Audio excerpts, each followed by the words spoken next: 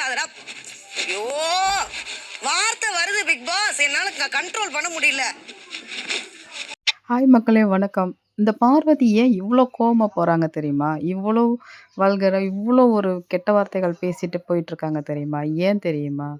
இன்னைக்கு கோர்ட்ல அவங்களோட கேஸ் நடந்துச்சு. அதாவது பார்வதி கம்ருதீன் மேல ஹவுஸ்மேட்ஸ்லாம் வந்து கேஸ் குடுத்துருந்தாங்க. என்னன்னா, இவங்களால எங்களோட முட்டை, பால், டீ எல்லாமே பறி போயிருக்கு அப்படின்னு சொல்லிட்டு கம்ப்ளைண்ட் குடுத்துருந்தாங்க. ஸோ அந்த கேஸ் தான் நடந்துட்டு இருந்துச்சு. அங்க உள்ள பேசிட்டு லூசு இருக்கும்போது, பயம். இவங்க ரொம்பவே கோவமா உள்ளயே நீதிமன்றம் பார்க்காம அங்கேயே ஒரு மாரி பேச ஆரம்பிச்சுட்டாங்க.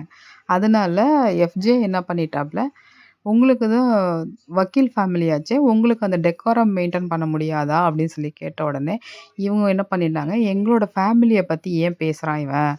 ஃபேமிலிய பத்தி எப்படி பேசலாம்?" அப்படின்னு சொல்லிட்டு இவங்க கேட்க ஆரம்பிச்சுட்டாங்க.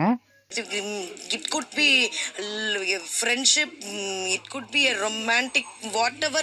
I cannot control here, big boss.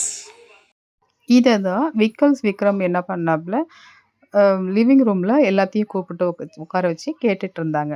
எஃப்ஜேவ கூப்பிட்டு, "நீ உங்க ஃபேமிலிய பத்தி நீ என்ன சொன்ன?" அப்படின்னு சொல்லிட்டு எல்லாரும் கேட்டாங்க.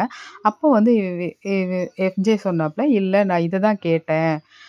டெக்காரம் மெயின்டெயின் பண்ண முடியலையா உங்களால? நீங்க ஒரு வக்கீலோட ஃபேமிலி தானே?" அப்படின்னு சொல்லிட்டு, "இவங்க சொன்னதுனால தானே நாங்க கேட்டோம்." அப்படின்னு சொல்லி சொன்னாப்ல. "இதுல ஒண்ணும் தப்பு கிடையாதுன்னு" சொல்லி சொன்ன உடனே, இவங்க "என் ஃபேமிலிய பத்திலாம் எதுவும் பேசாதீங்க" அப்படின்னு சொல்லிட்டு அழுதுட்டே வெளில வந்தாங்க. வெளில வரும்போதே எஃப்ஜே பத்தி ஒரு மாரி திட்டிட்டே, அசிங்கமா பேட் வேர்ட்ஸ் யூஸ் பண்ணி திட்டிக்கிட்டே வெளில வந்தாங்க. ஸோ வெளில வந்து அங்க போய் உட்காந்துட்டு பிக் பாஸ்ட்ட புலம்பிட்டு இருந்தாங்க. "என்னால இதெல்லாம் எதுவுமே கண்ட்ரோல் பண்ண வந்து முடியல" வந்து அப்படின்னு சொல்லிட்டு புலம்பிட்டு இருந்தாங்க. எவ்வளவுதான் சூரியனை பார்த்து நாய் குலைக்கும், எனக்கு புரியல.